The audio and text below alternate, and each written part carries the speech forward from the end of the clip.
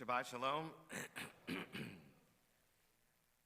The symbol of the burning bush is very popular in the Jewish world, and I think particularly in our movement. It was the symbol for United Synagogue of Conservative Judaism until they recently changed their logo. It remains the symbol for the Jewish Theological Seminary. It's also a symbol for the Rabbinical Assembly. And of course, we have it on the inside of the Ark in the Barg Sanctuary. If you open the curtains, behind it is the burning bush with the statement, "The bush was not consumed," written in Hebrew, "Hasnet enenu ukal." So the burning bush is a very powerful symbol in the Jewish world. And it comes in the opening chapters of the book of Exodus, the chapters that we just read. So let me just review the story in the opening chapters of Exodus. I know we know the story, but I'll just review some of the salient points. There arose a Pharaoh who knew not Joseph. Now, whether he actually didn't know Joseph or whether he conveniently forgot Joseph, that's a question. Some of our sages suggest he conveniently forgot Joseph, like we know some people tend to do. When they want to do something bad to somebody, they conveniently forget all the wonderful things they did for them. So he, in any case, forgets Joseph, and that's how he enslaves the entire descendants of Joseph, the Israelite people. And Moses is taken from a basket in the Nile River by the daughter of Pharaoh and raised in the Pharaoh's court. So therefore, we learn from this, although the text doesn't tell us explicitly, we learn from this that Moses knows about power. He knows about the power of the Egyptian Pharaoh, the Egyptian court. He understands the army, the military, the government, how they work, and most importantly, perhaps where their flaws and weaknesses are. He knows the mindset of the Pharaoh. And even more importantly, he knows that the Pharaoh is only a human being, a mortal, like the rest of us. He's not divine or godlike. Some people might have imagined the Pharaoh with all his power to be godlike. Moses knows better because he lived in the Pharaoh's house. So now he's 40 years old when he sees an Egyptian beating a Hebrew slave, and he kills the Egyptian taskmaster, and then he has to run away for his life.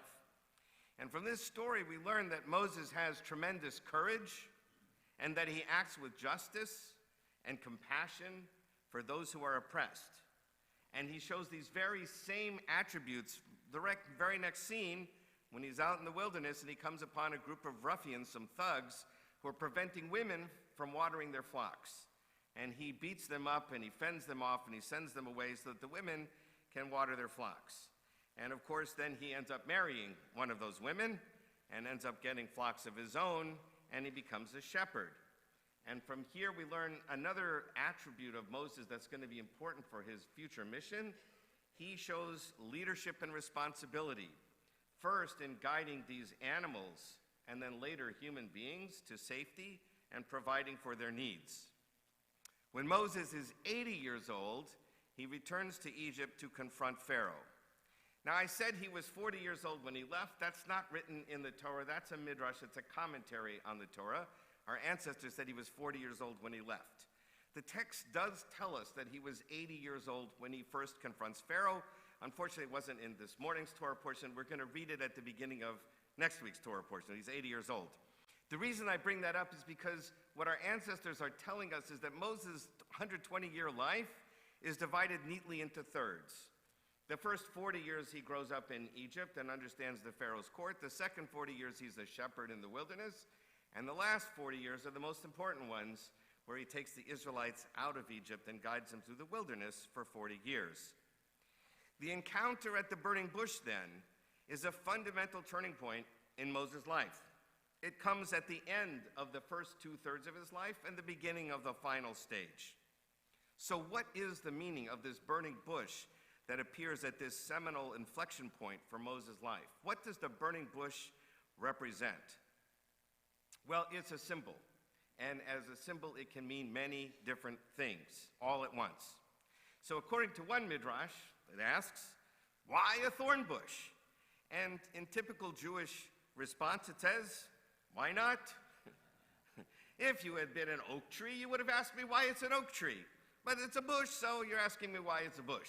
But since you asked, right? Of course, there's always that. Since you asked, I'm going to give you an answer, right?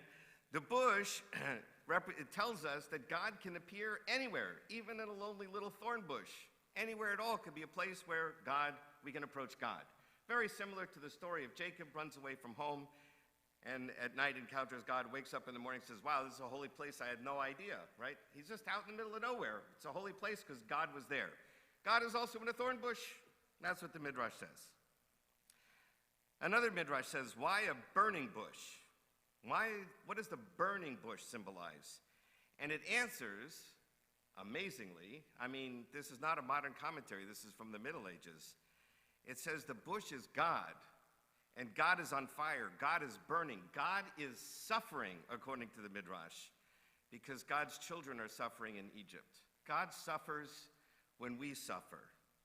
And God's telling Moses, I can't take it anymore, go get them out. Fascinating Midrash. God is suffering, according to this Midrash. Yet another interpretation is, and perhaps I think the most obvious one, to me personally anyway, it's obvious because I think so, the burning bush represents the Israelites themselves, right? They're suffering under the harsh, punishing, even lethal burden of slavery. Sure, the bush is not yet destroyed by the flame, but how long can it last? Time is running out before catastrophe befalls the Israelites, before they are crushed and consumed in the flames. So this encounter with the bush is the beginning of God's revelation to Moses. God's revealing that God has a mission for Moses. And in traditional interpretations, it happened just the way it's written. The bush was burning but not consumed. It caught Moses' attention. The text says he actually turned aside to take a closer look. He investigated. And then he heard a voice.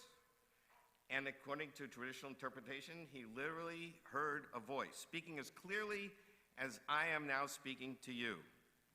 And it tells him to take off his shoes because he's standing on holy ground. And then the voice explains that Moses was to go to Egypt and tell the Pharaoh to set the Israelites free. And a dialogue of sorts follows. Moses says, who am I to go to Pharaoh? And God says, I'll be with you, don't worry.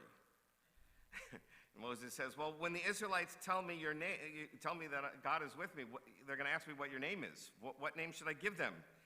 And almost sarcastically, it seems to me, God says to him, Ehyeh Asher Ehyeh. I am what I am. That's my name, like Popeye the Sailor Man. I am what I am.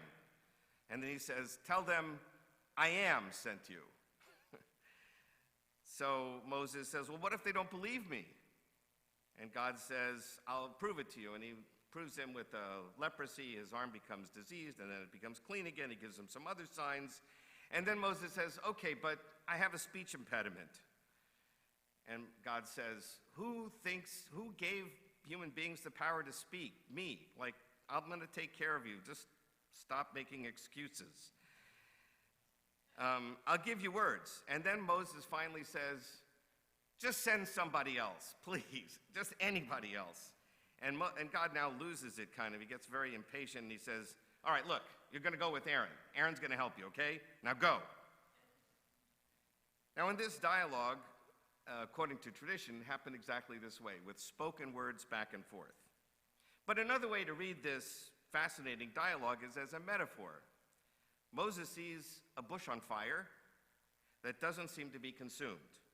And according to one Bible scholar, there is such a bush in the wilderness that has very oily leaves and takes a long time to burn.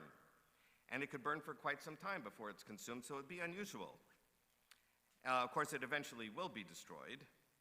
But Moses is out caring for his flocks, and he sees this kind of a bush on fire, and he turns aside to take a closer look. He's never seen this kind of thing before. And then in his mind, he understands this phenomenon as a message from God.